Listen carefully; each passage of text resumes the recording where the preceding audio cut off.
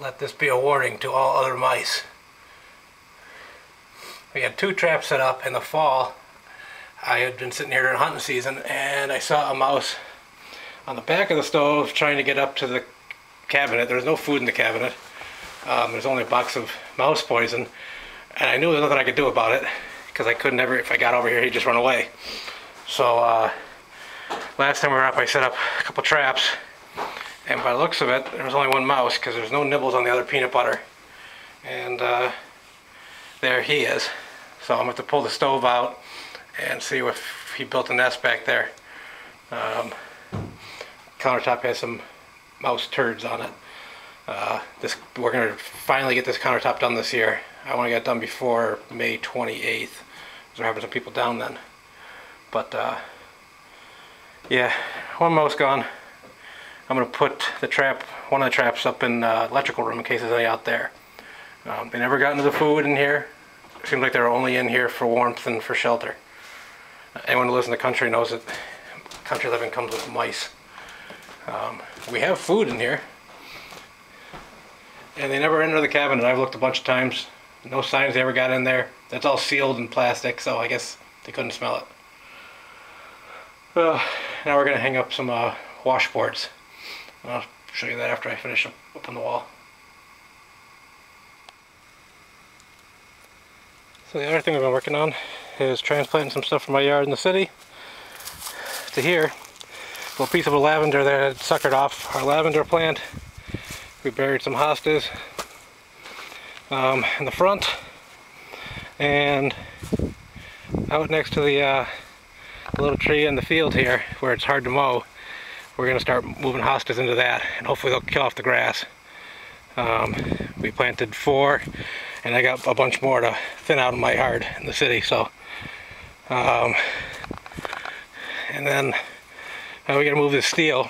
We had this stuff, we had logs on top of this, and a couple days ago there were 80-mile-an-hour winds, and they flipped up all these sheets.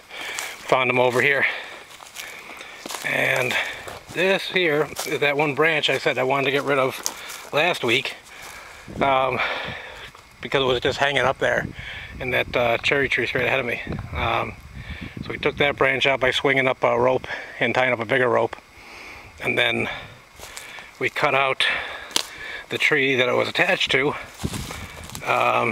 which had a rotten middle, and we didn't feel like going back and getting the chainsaws, so we just grabbed an axe, tied a rope up to it, and cut them down the old-fashioned way.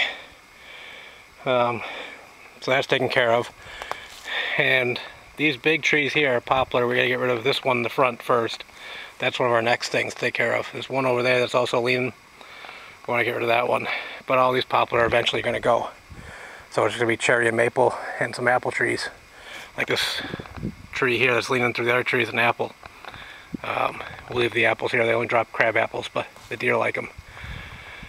So right up to about 40 feet that way, we're going to clear out everything that's not cherry, maple, or apple. Now we're going to work on some stuff inside, and I'll videotape that.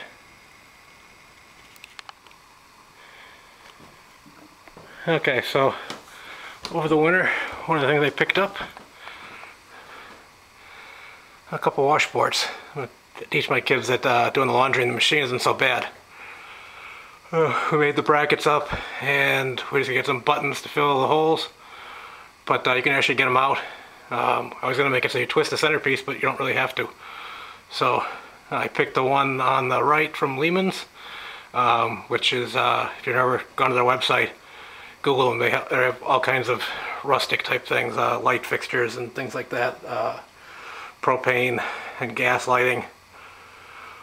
And then the one on the left is the Columbus Washboard Co.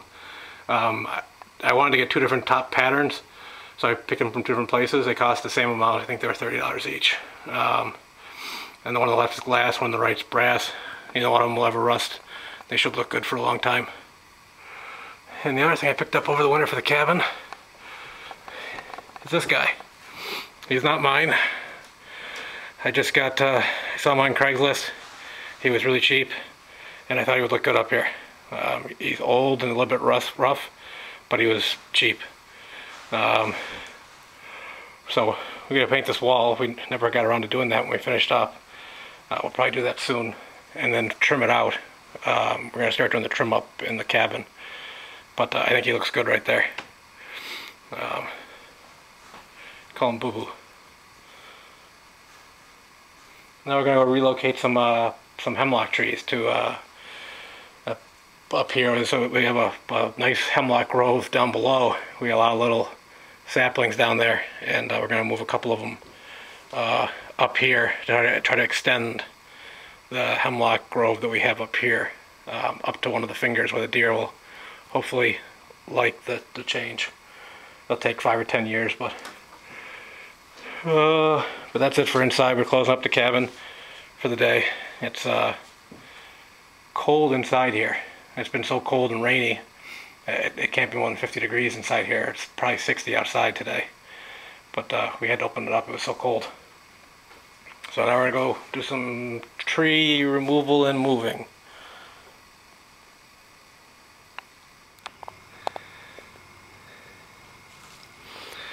So our last task of the day was relocating about half a dozen hemlock from one of the hemlock groves near here to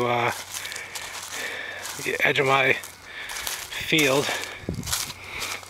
Here's one over here, over there.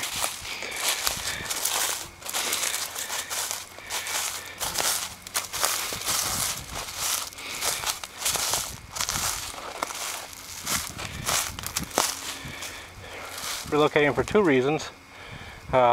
One, when they grow up, they'll provide a bit more privacy from the road. We're a good 600 feet off, but during the wintertime, when there's no brush, even like it is now, where you can see real far into the woods, you can see up back to our place. I'd rather not. So, you know, it's going to take a while, but these should hopefully take. If they don't, we'll move some more. We have hundreds of these we could pick from.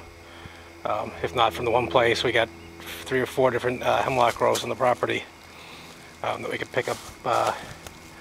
Yeah, little trees. Most of these are about 2 feet tall, give or take. And we took out a pretty good root ball with each. It's supposed to rain tomorrow, and it's been such a wet year. The ground's got quite a lot of moisture in it, so hopefully they'll take. The other thing it'll provide is the deer a path from the lower portion, which goes down here, up.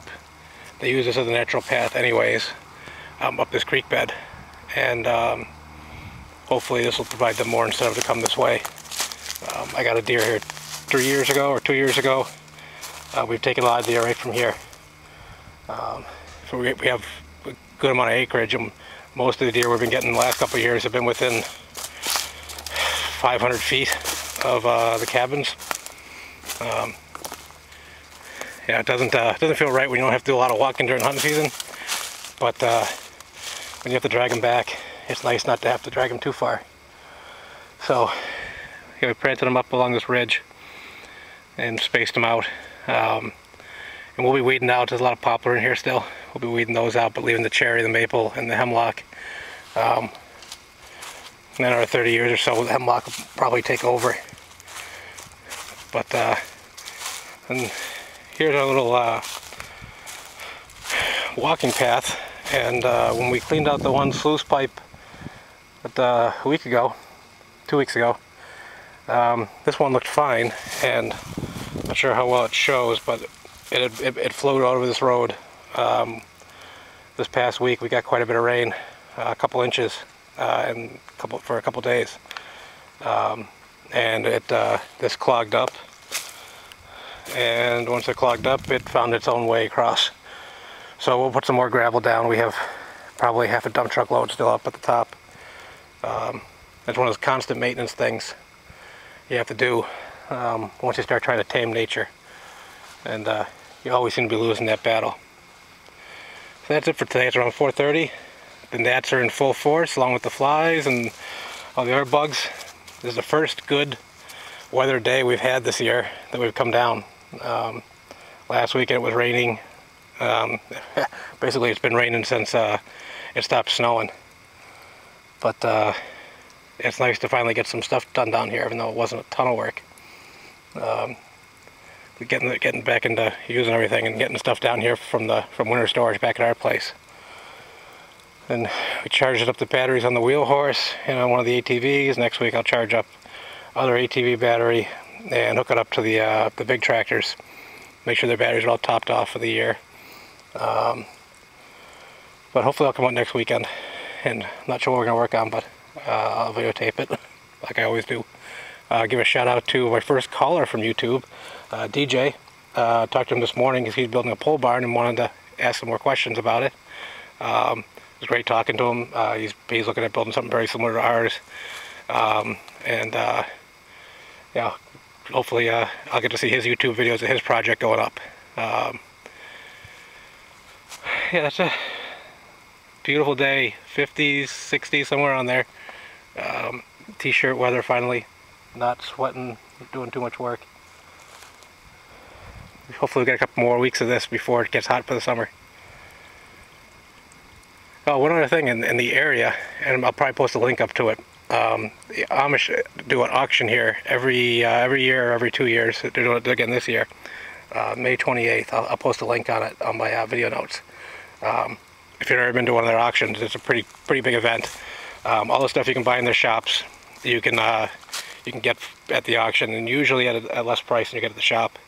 They also have farm implements and other things. But if you're into rustic furniture, quilts, leatherwork, all the type of stuff you'd see at a shop, stainless steel work, they make all that type of stuff, and it's all for sale. It's how they pay their health bills for the year. They don't believe in insurance, so they do a big auction when their bills are due, and pay everything off. So I'll post a link up to it. Anyone who's in the Western New York and Northern PA area, might be worth a trip up. So until I talk to you again, thanks for watching.